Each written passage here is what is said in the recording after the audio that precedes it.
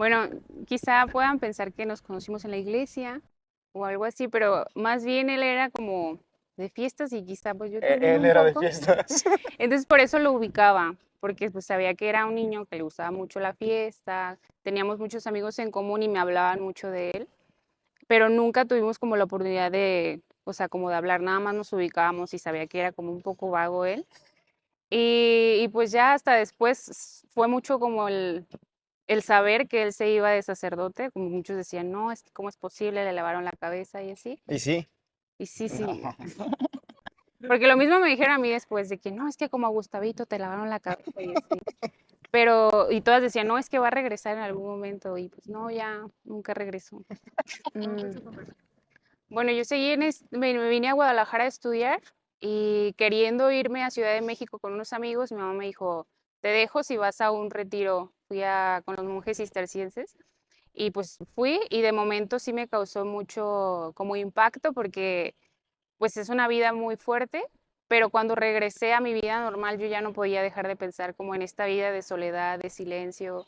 Nuestro Señor me había como pues llamado en el corazón y yo lo buscaba constantemente. Ahí donde estudiaba había una capilla y me la vivía en la capilla. Iba a clase, me regresaba a la capilla y así nuestro Señor me fue llamando poco a poco. Yo tuve dos momentos muy importantes. Yo creo que el primero, o sea, yo odiaba a la iglesia y nunca iba a misa ni nada. Y cuando estaba terminando la prepa, yo empecé a la universidad, fui a una experiencia de misiones, también obligado por mis papás.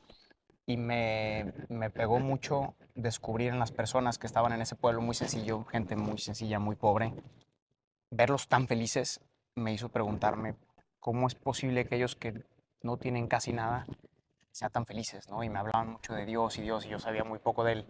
Y dije, si esta gente que no tiene nada son tan felices, quiero conocer más de ese Dios, ¿no? Y así empecé pues, a buscar, empecé a leer la Biblia a escondidas, porque no quería que nadie supiera que estaba leyendo de Jesús. En la noche regresaba del antro y en la noche leía yo el Evangelio, ¿no?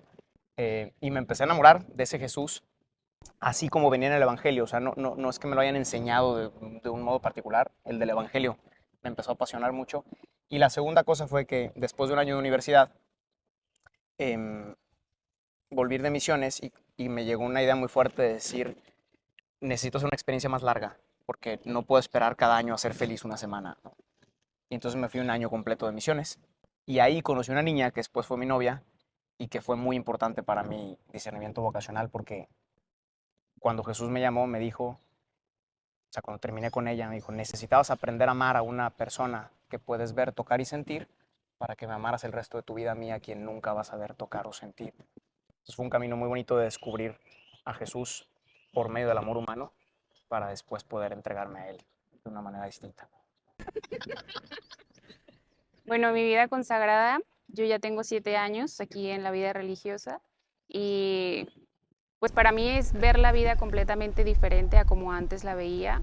Las cosas ya no tienen el mismo valor que cuando yo estaba afuera. Desde aquí uno las ve, pues yo pienso que con los ojos de la verdad, a la luz de que nuestro Señor nos lo va permitiendo y pues estoy muy feliz de estar con nuestro Señor en su presencia, de vivir con Él, o sea, de saber que vivo en su casa, o sea, que no voy de visita, sino que vivo con Él. Y no es lo mismo también, o sea, ser la amiga de nuestro Señor que ser su esposa, o sea, estar con Él para mí, o sea, es como muchísima paz el irme a acostar y saber que ese día me di, que ese día serví, que vas muriendo poco a poco para nuestro Señor. Para mí, bueno, ahorita me siento muy contenta. Bueno, yo me acabo de ordenar sacerdote, tengo apenas 2 meses, soy apenas un bebé sacerdote, estoy aprendiendo muchas cosas. Me apasiona, me apasiona entregar mi vida, sobre todo con los jóvenes. Yo trabajo con jóvenes como acompañante espiritual en la universidad. Y yo creo que de las cosas que más disfruto es ser parte de sus vidas, ¿no? Saber que puedo estar ahí en todos los momentos. Como sacerdote te toca estar en los momentos más importantes de la gente, ¿no? Los momentos de más dolor, pero también de más alegría. Y ese es uno de los regalos más grandes para mí, poder compartir con tantos jóvenes momentos especiales. Y claro que me da mucho miedo el sacerdocio. De hecho, antes de ordenarme, yo tenía mucho miedo y no me quería ordenar. Tuve una crisis muy fuerte.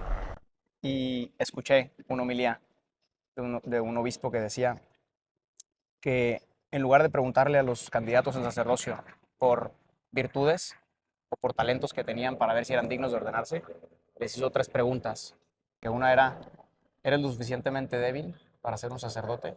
¿Estás lo suficientemente roto para ser sacerdote? ¿Y tienes el suficiente miedo para ser sacerdote? Entonces, eso me dio mucha luz, de darme cuenta que también la debilidad, la ruptura que yo tengo, ahí se manifiesta la grandeza de Dios, ¿no? Como dice San Pablo. Entonces, pues eso me da mucha paz en medio de también mis crisis y mis miedos.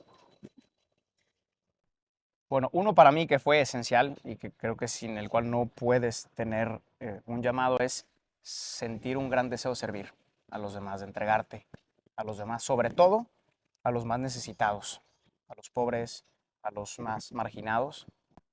Eso te va abriendo el corazón en cualquier tipo de vocación religiosa, incluso en la vida contemplativa. También necesitas un corazón que quiera ayudar a los demás, ¿no?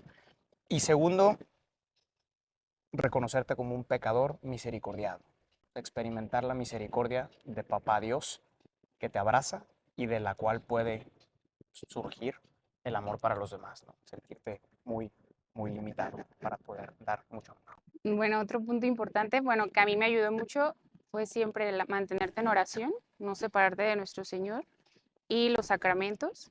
Estar, o sea, bueno, me sirvió mucho estar en comunión siempre con nuestro Señor. Y algo que es muy importante es llevar como un acompañamiento espiritual, que alguien te vaya como guiando, que te vaya aclarando dudas. Es importante también como asistir a algún retiro vocacional, porque ahí se hablan, o sea, conoces gente que vive lo mismo que tú, que está como en el mismo proceso, y gente que ya lo vivió y que te puede aconsejar. De hecho, nosotras vamos a tener un retiro vocacional el 12, 13 y 14 de julio y pues los podemos invitar para que si tienen alguna como esta incertidumbre de su vocación, no es que van a ser religiosas, es también como para la vida matrimonial, para la vida de soltería, qué es lo que nuestro Señor quiere para ti y eso es como muy importante y nos da como muchísima tranquilidad en todo nuestro proceso. Eso, apúntense, 12, 13 y 14 de julio. Muy bien.